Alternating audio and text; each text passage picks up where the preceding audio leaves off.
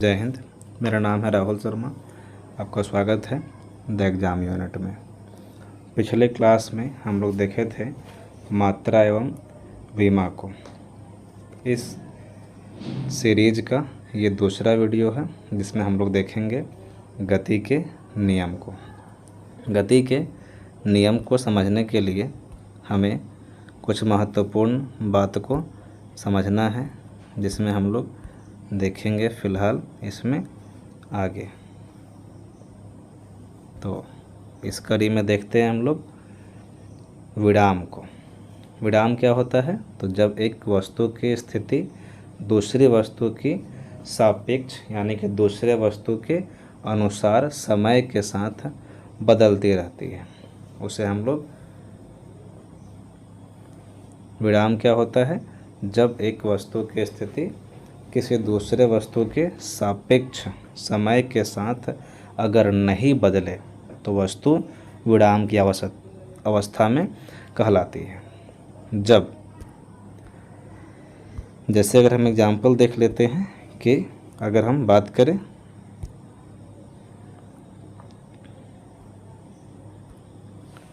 जैसे मेज पर रखी पुस्तक मेज के सापेक्ष विराम अवस्था में होती है। अगर हम गति को देखें तो जब एक वस्तु की स्थिति किसी दूसरे वस्तु के सापेक्ष यानी कि दूसरे वस्तु के वजह से अगर निरंतर बदलती रहती है तो वस्तु गति की अवस्था में कही जाती है। ठीक है, आगे बढ़ते हैं। ठीक है, इसमें आगे समझना होगा हम लोगों को कि राशि में कुछ अगर देखना है, इसमें राशि अदिश होती है और सदिश होती है। तो समझते हैं कि अदिश राशि क्या होता है। वे भौतिक राशियाँ जिन्हें व्यक्त करने के लिए केवल परिमाण की आवश्यकता होती है एवं दिशा की उसमें कोई ज़रूरत नहीं है। मतलब ये हो गया कि एक ऐसी राशि जिसमें परिमाण चाहिए, सिर्फ उसको दिशा से बिल्कुल मतलब नहीं है। जैसे समय है, लंबाई है, द्रव्यमान है, घनत्व है, आयतन है, क्षेत्रफल है, ये सबको सब सिर्फ परिमाण चाहिए, इसको दिशा से कोई मतलब नहीं है। ठीक है, आगे हम लोग देखते हैं। आगे अगर देखें तो सदिश राशि। ठीक है, सदिश राशि क्या होता है? तो वे भौतिक राशियाँ जिसे व्यक्त करने के लिए परिमाण तथा दिशा दोनों की ज़रूरत पड़ती है। परिमाण और दिशा दोनों की ज़रूरत पड़ती है। अगर हम इसके उदाहरण को देखें तो हम देखेंगे इसमें विस्थापन, वेग, त्वरण, बल, ऐसे जो आप एग्जाम्पल देख रहे हैं इसका, इसमें परिमाण और दिशा दोनों की ज़रूरत होती है। अगर इसी कड़ी में अगर हम आगे देखें तो हम देख पा रहे हैं कि दूरी को समझना होगा कि दूरी किसे कहेंगे।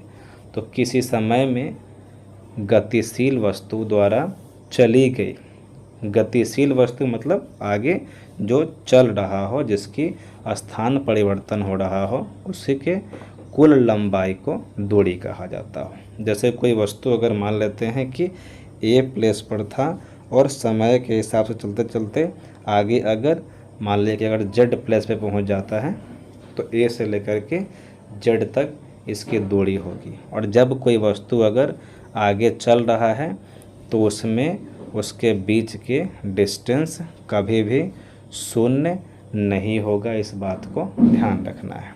विस्थापन क्या होता है, जिसे हम लोग डिस्प्लेसमेंट भी बोलते हैं। तो किसी गतिशील वस्तु की अंतिम तथा प्रारंभिक स्थिति के देखा जाए अगर वस्तु में विस्थापन होता है। मतलब ये हो गया कि अगर किसी गतिशील वस्तु की अंतिम और प्रारंभिक स्थिति को अगर हम देख लें तो ये हमारा विस्थापन होगा, यानी कि वस्तु कहाँ से कहाँ पर आ गया। यानी कि अगर हम देख लें कि ए से लेकर के अगर जेड पर चला गया तो ये हमारा हो गया इसका विस्थापन। ठीक है, इसी में समझना होगा हमको कि चाल क्या होता है, स्पीड। ठीक है, तो किसी वस्तु के द्वारा इकाई समय में तय की गई दूरी को उस वस्तु के चाल कहा जाता है। यह एक अदिश राशि होता है।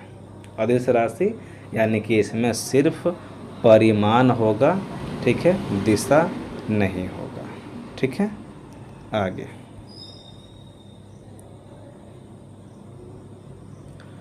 इसमें आगे आता है वेग। किसी वस्तु के द्वारा इकाई समय में निश्चित दिशा में तय की गई दूरी को उस वस्तु का वेग कहा जाता है और यह एक सदिश राशि है। सदिश राशि है, इसका मतलब यह हो गया कि इसमें परिमाण भी होगा और दिशा भी होगा। इसका ऐसा ही मात्रक अगर देखें हम तो ऐसा ही मात्रक मीटर प्रति सेकंड होता है। ठीक है, आगे बढ़ते हैं। त्वरण क्या होता है इसको देख लेते हैं। तो त्वरण के बारे में बोले तो वेग में जिस दर से परिवर्तन होता है, यानी कि किसी भी वेग में किस प्रकार से परिवर्तन हो रहा है। त्वरण क्या है? वेग में जिस दर से परिवर्तन होता है, जिस प्रकार से परिवर्तन हो रहा है, उस परिवर्तन के दर को हम लोग बोलेंगे वेग। ठीक है, उस त्वरण क्या है? वेग में जिस दर से परिवर्तन होता है उस दर को त्वरण कहा जाता है। अगर हम देखें त्वरण को फॉर्मूला के रूप में, तो वेग में कितना परिवर्तन हो रहा है बटा समय को हम बोलेंगे कि अगर परिवर्तन का दर ऋणात्मक होता है तो वैसे त्वरण को मंदन कहते हैं और इसका मात्रक मीटर पर सेकंड स्क्वायर होता है। ठीक है, आगे देखते हैं। वृत्तीय गति, जैसा कि इसके नाम से ही पता चल रहा है कि वृत्त में होगा यानी कि सर्कुलर होगा। तो देखते हैं आगे। किसी वस्तु द्वारा वृत्ताकार मार्ग पर की जाने वाली वृत्तीय गति। वृत्तीय गति का मतलब क्या हो गया कि एक गोल गोल इस तरह से गोल गोल घूमेगा। ठीक है, गोल गोल घूमेगा, इसे हम लोग बोलेंगे वृत्तीय गति। ठीक है, देखते हैं रेखीय वेग तथा कोणीय वेग में अंतर क्या होता है। अगर हम बात करें रेखीय वेग का, तो रेखीय गति में विस्थापन की समय दर को वस्तु का रेखीय वेग कहा जाता है। लेकिन अगर हम देखें कोणीय वेग में, तो वृत्तीय गति में कोणीय विस्थापन की समय दर को कोणीय वेग कहा जाता है। आगे देख लेते हैं इसका और अंतर। तो इसका मात्रक मीटर पर सेकंड होता है और इसका मात्रक रेडियन पर सेकंड होता है। रेखीय वेग को भी, कैपिटल भी से निरूपित करते हैं और यहाँ पर हम देखिए अगर इसके लिए अगर कोणीय वेग के लिए, तो कोणीय वेग को हम लोग SW से निरूपित करते हैं। ठीक है, आगे देखते हैं।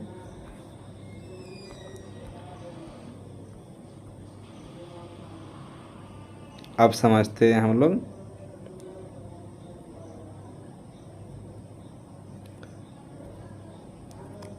हम लोग रेखीय वेग तथा कोणीय वेग में संबंध क्या है। तो V बराबर WR। ठीक है, रेखीय वेग बराबर कोणीय वेग गुने वृत्तीय पथ की त्रिज्या, यानी कि रेखीय वेग को दिखाना होगा तो कोणीय वेग और जो वृत्तीय पथ है उसका त्रिज्या को गुना कर देंगे तो हमारा रेखीय वेग आ जाएगा। ठीक है, आगे देखते हैं हम लोग न्यूटन के गति नियम को। अब हमारा शुरू होता है जो मेन टॉपिक था सो। ठीक है, आगे हम लोग देखते हैं इसका। ठीक है, देखें थे हम न्यूटन के, अगर हम पहले नियम की बात करें तो ये कहता है कि प्रत्येक वस्तु अपनी विराम अवस्था या सरल रेखा पर एक समान गति की अवस्था में तब तक रहती है जब तक कि उस पर लगे हुए बाह्य बल के द्वारा अपनी अवस्थाएं परिवर्तन ना आ जाए। मतलब ये हुआ कि कोई भी वस्तु अगर विराम अवस्था में है तो वो तब तक आगे नहीं बढ़ेगा जब तक कि उस पर कोई बाह्य बल न लगे। ठीक है, आगे देखते हैं। आगे अगर इसको अगर समझे तो इसको हम जड़त्व भी कहेंगे। ठीक है,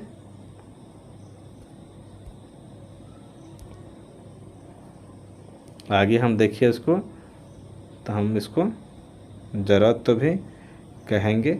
ठीक है, न्यूटन के प्रथम नियम को गैलीलियो का नियम या जड़त्व का नियम भी कहा जाता है। इसी का दूसरा नाम है, यानी कि प्रथम नियम का ही, न्यूटन के प्रथम नियम का ही दूसरा नाम गैलीलियो का नियम या जड़त्व का नियम है। ठीक है, आगे देखते हैं।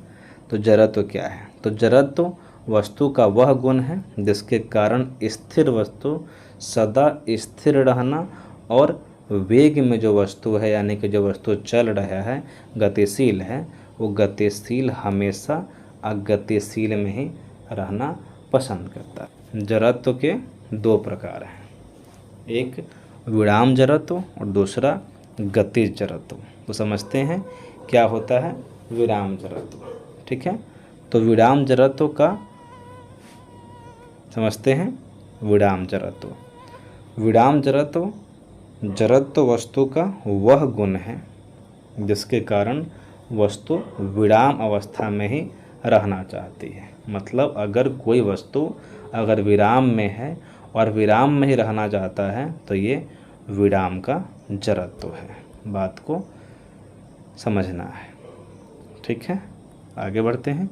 अगर इसका एग्जाम्पल ले लें, जैसे बोल रहा है कांच के ग्लास पर एक अगर पोस्ट कार्ड रखकर उसके मध्य में एक सिक्का रखकर कार्ड को हम एक का एक झटके के साथ अगर खींच लेंगे तो सिक्का जो होगा वो ग्लास में गिर जाएगा, जो कि दर्शाता है कि कोई भी अगर वस्तु अगर विराम में है तो वो विराम में ही रहना चाहती है। आगे बढ़ते हैं। ठीक है, आगे गति के जड़त्व को समझते हैं। आगे है गति के जड़त्व को समझते हैं।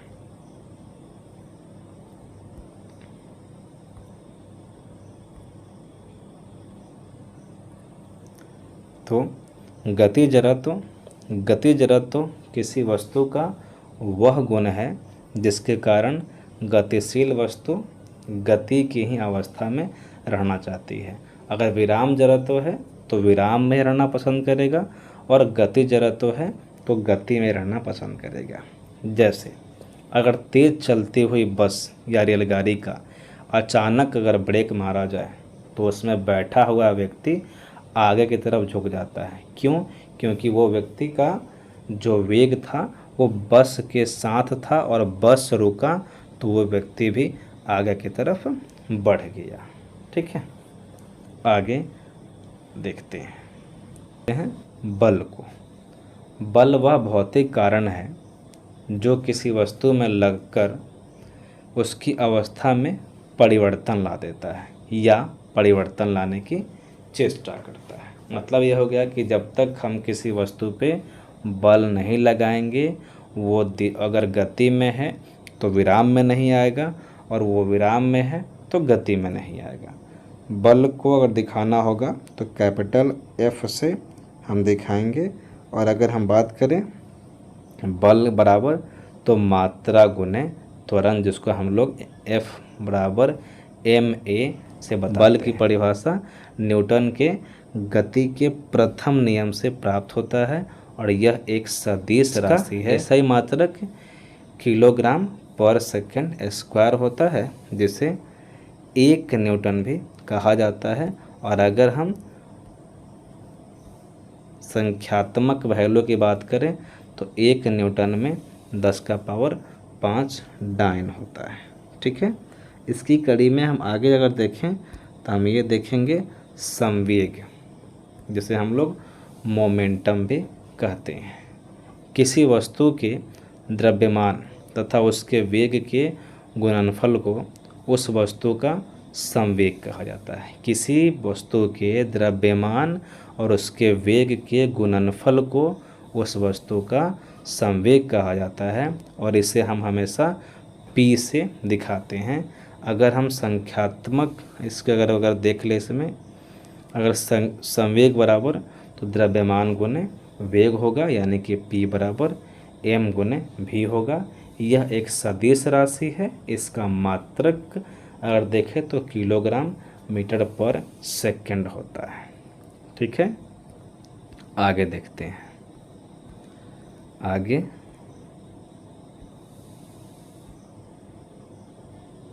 ठीक है, आगे है आवेग, जिसको हम लोग इम्पल्स कहते हैं। जब कोई बड़ा बल किसी वस्तु पर छोटे समय अंतराल के लिए कार्य करता है, ऐसे बल को आवेग कहते हैं। यानी कि बड़ा बल होगा लेकिन कम अंतराल के लिए काम करेगा। ठीक है, आगे हम देखते हैं इसको। जैसे हम लोग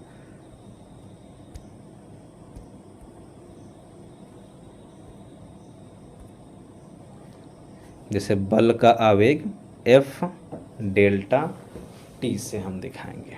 ऐसा ही मात्रक की बात करें तो न्यूटन सेकंड होगा, जिसको हम NS से दिखाएंगे। न्यूटन के गति का दूसरा नियम समझते हैं ये क्या होता है। संवेग में परिवर्तन की दर लगाए गए बल के समानुपाती तथा यह परिवर्तन उस दिशा में होता है जिस दिशा में बल आरोपित किया जाता है। यानी कि जिधर से बल लगेगा, जिस दिशा से बल लगेगा, उसी दिशा में इसका जो होगा संवेग आपका होगा। इसमें संवेग में परिवर्तन उसी हिसाब से होगा जिस हिसाब से, जिस तरफ से बल आरोपित किया जा रहा है।